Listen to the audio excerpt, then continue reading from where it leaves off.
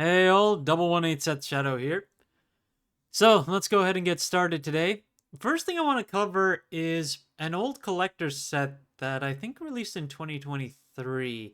Can't remember the exact release date of this, but I'm pretty sure it was given out during Anime Expo. It is the Deluxe collector's set for Vanguard. This was a set that gave us most of the boss units in a special rarity back when we had the Overdress Deluxe, the Will Dress Deluxe format. So this included cards like Nirvana Jiva, Skyfall Arms, Welstra's original form, Basagra. Just wanted to see where things are at here, because looking at prices, Basagra and Skyfall Arms are currently the highest ranking in terms of their base pricing right now. And then overall, though, Skyfall Arms is definitely the biggest out of the whole thing. Then again, though, when you take a look at the whole set, because you only get one of each of these, there are 8 cards in total, ranging from basically $250 all the way to $20 at these base prices, and the set itself is currently on TCG Player for $200 with only one listing. So if you wanted to pick up these individual cards, well, altogether, even if we put them at 5 each, that's like $20, no, $40 altogether. And even at $20 per, that would be only $160. But of course, there's still the sealed aspect of the actual set. So whether or not you want to have it sealed or just have each of the individual pieces are better here. Now let's go ahead and start getting into some other singles. So we're starting with Combine Rusher today. After today's announcement when it comes to the new Brandt Gate series that is coming, it's leading me down this whole idea that Brandt Gate is seemingly moving back towards what we had for Prison, which is decks that revolve around one set order rather than revolving around multiple set orders. Because ever since Prison came out, we haven't really had a deck that just utilized one set order in comparison to just playing a bunch. Eva plays a bunch, Orphis will play a bunch, and there are a number of others that keep doing the same. But then we got Impaldio, which makes its own token order. And now we have this newer one that's coming out of DivineZ 7, which will also only use one set order. So those kinds of decks will, as they continue to pop up, it'll diminish the overall value of Combine Rusher, which depends upon decks that constantly play set orders turn after turn. Right now, Combine Rusher at its base is $11 to $14 for its lowest rarities, and you have the FFR right now for $48, which has a market price of $57 at this point. And you also have the alternate art that you can get from set 11, Cosmic Battler Norskin. Currently, it has a base price of $100 and 7 listings on the market.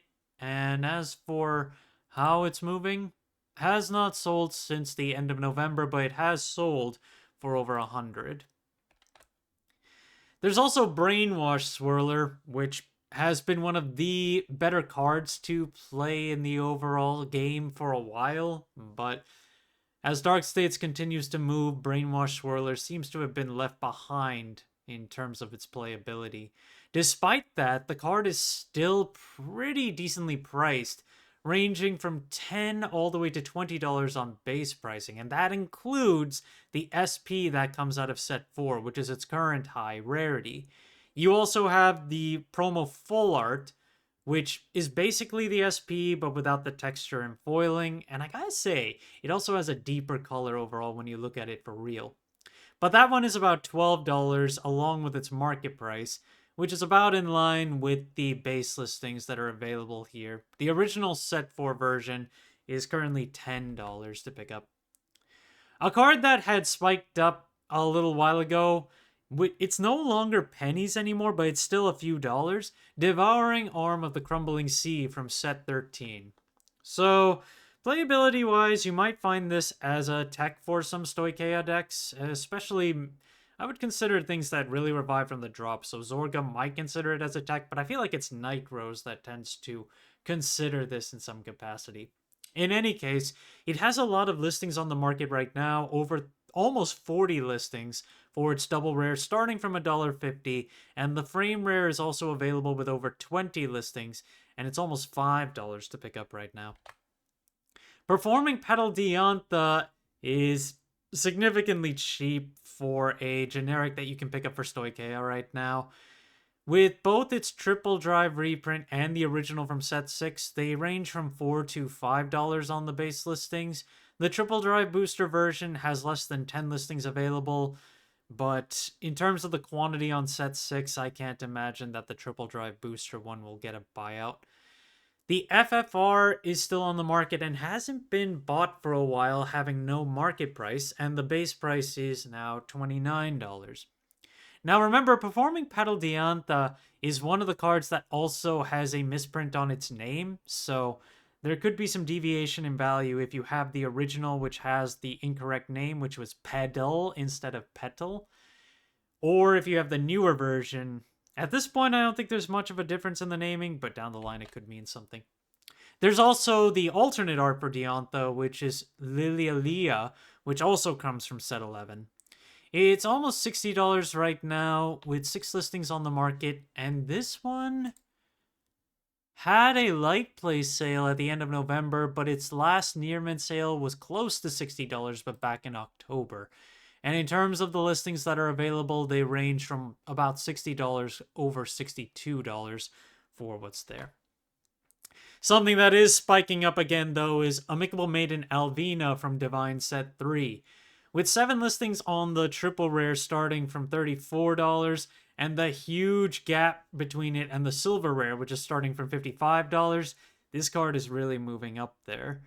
Market prices on both of those are in the 20s range, while the FFR is currently at a market price of over $55 and a base listing that's almost $63.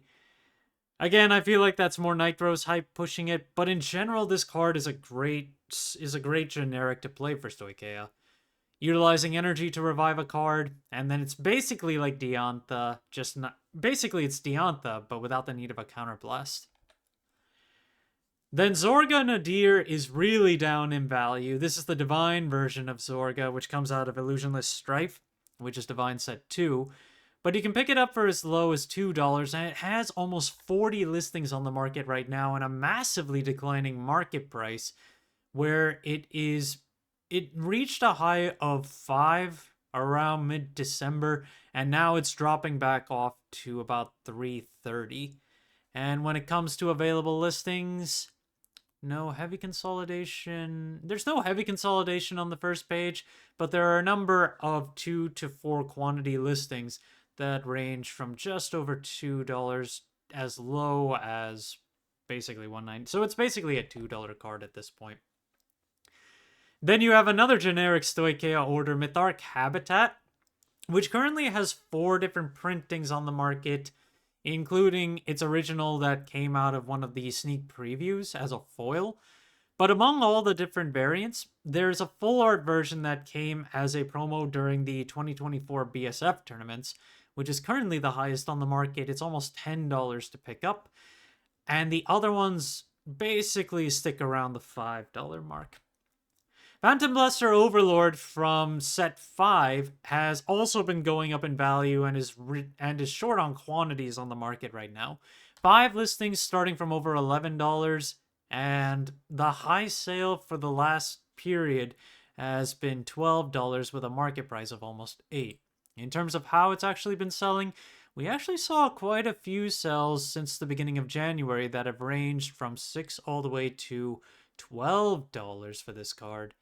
And in terms of how far it goes, it's basically $11 to over $16 when you count that shipping and handling. We're not even going to talk about that last one.